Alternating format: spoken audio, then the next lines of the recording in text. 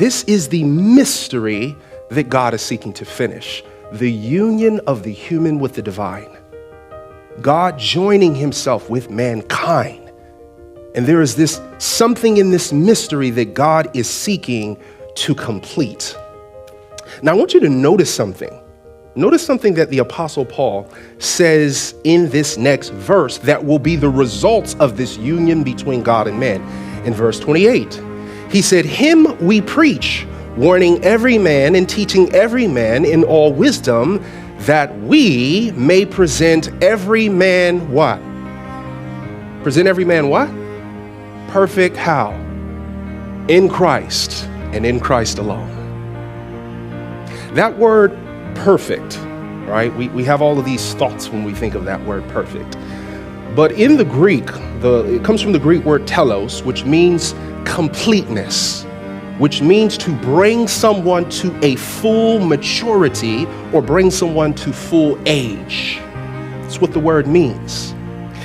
And the Apostle Paul, in speaking of this mystery of Christ in you, the hope of glory, says that the results of that union will bring a man to completeness, will bring a man to a full maturity. Where? In Christ and in Christ alone. And Paul speaks of this in so many other different places. In Galatians 4:19, he says, "My little children, for whom I am again in the anguish of childbirth, until Christ is formed within you." In Ephesians 4:13, the Apostle Paul says, "Until we all attain unto the unity of the faith of the knowledge of the Son of God, to mature manhood." That word mature, same Greek word, teleos.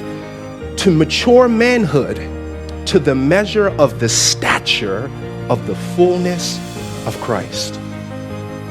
You see, the completeness that God is seeking to establish, the finishing of a mystery that will cause the seventh angel to sound, is ultimately the development of God's character in man.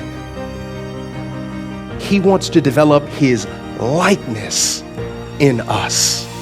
He wants, when people see us, to see who? To see Christ. And this is something, when we look at the world around us, that people desperately need to see.